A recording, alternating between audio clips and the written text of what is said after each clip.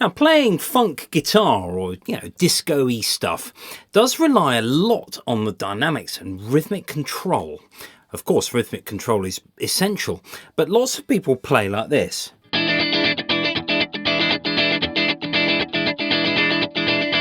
Everything is kind of at the same speed, and we don't want that.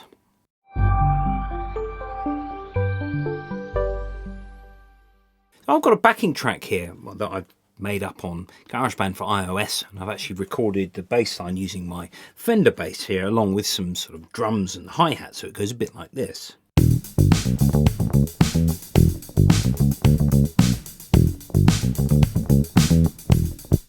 So it's a bass line, in that sort of funky, sort of disco-y ilk, where the bass is quite complicated. That means that the guitarist has got to try and just put a bit of back burner on it. Now, if I'm playing 16ths, just on E7 here, for example,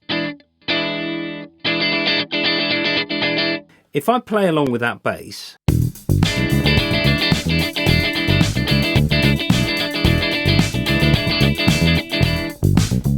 it's just a bit of a row, and I hear this sort of thing all the time. If I'm doing bass in a band, there are some guitarists who are just literally hammering away at 16th notes all night with not really any dynamic control. Now, we've got to make use of the fact that there are some nice offbeats that we can capitalize on. That involves being dynamic with this. So instead of that, how about this?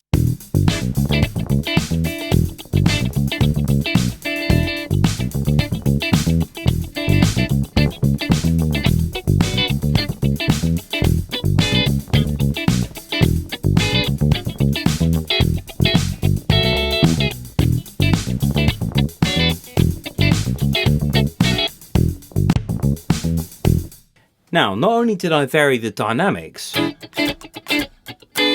but I also tried different chords, different versions of the same chord. E7, E7, E9, and I had this as well.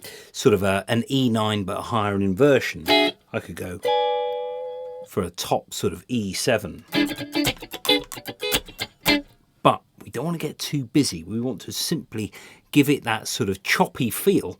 But the hi-hats are already playing 16th notes, so we don't need to reinforce that. We need to capitalize on dividing that rhythmic work up.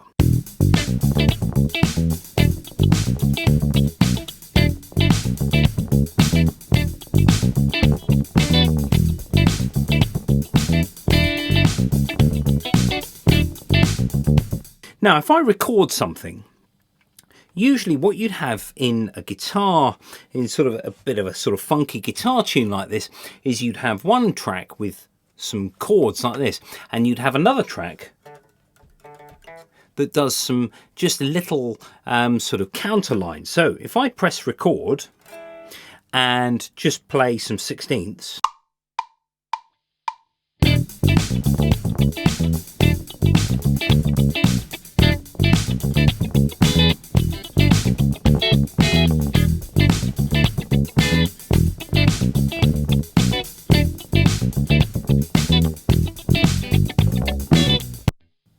okay, so now I'm just going to duplicate this track and put some other guitar on that just does something like, just set my monitor up, there we go, there we go.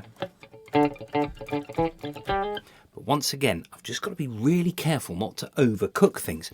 The simpler the better, and ideally something that none of the other parts is doing. And it can be sustained or it can be sort of short. But let's see what happens. Now, at the same time, if you're wearing headphones, it's a good idea here. I'm just going to also pan the tracks so that my rhythm guitar is mostly over to the right and my other guitar is mostly over to the left. If you listen to Pick Up the Pieces by the Average White Band, you've got on one track and then on the other, and they are spread right over. So if I try this then,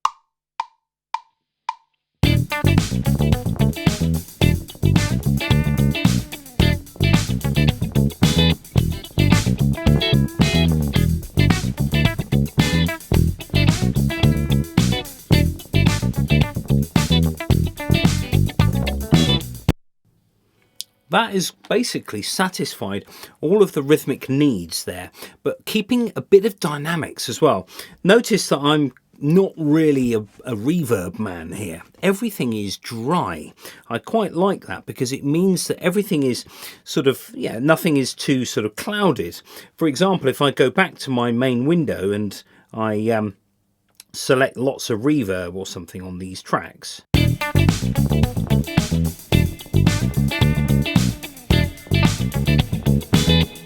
it's just sucked all the rhythmic life out of it because it's turning into this sort of slight wash.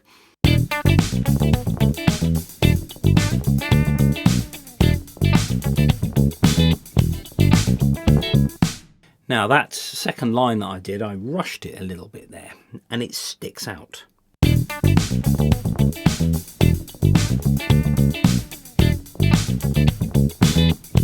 On that third bar, ding, ding, ding, ding, ding, the only way to undo that is to record it again.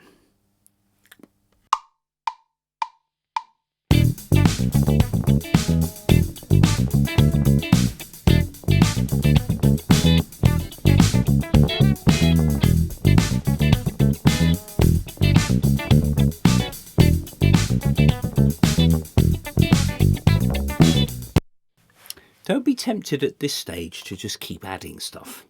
Now I've got a track that is, well, I've got kick drum, snare drum, hi-hats. So if we were on a tape machine, this would be kick, snare, hi-hats, or overhead perhaps, a bass guitar and 2 guitars. That's 6 tracks.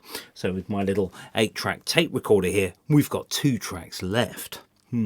So we don't want to go too complex with this. And actually, there's a reason why people used to be able to record successfully on 8-track machines. Actually, they divided the work up and made sure that everything was just mixed very well indeed, and that there wasn't too much going on. Now, of course, I could do something like, I could just hold a Fender Rhodes or something under this. But do I need to do that? Well, I don't know. The luxury, of course, of something like GarageBand is that you can try it and see,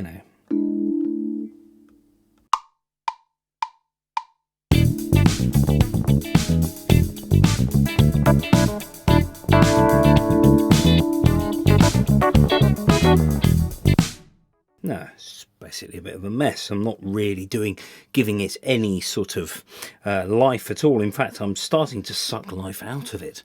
So, with those sort of funky tunes, actually, there's not many tracks, but there's quite a lot going on because the work has been divided up.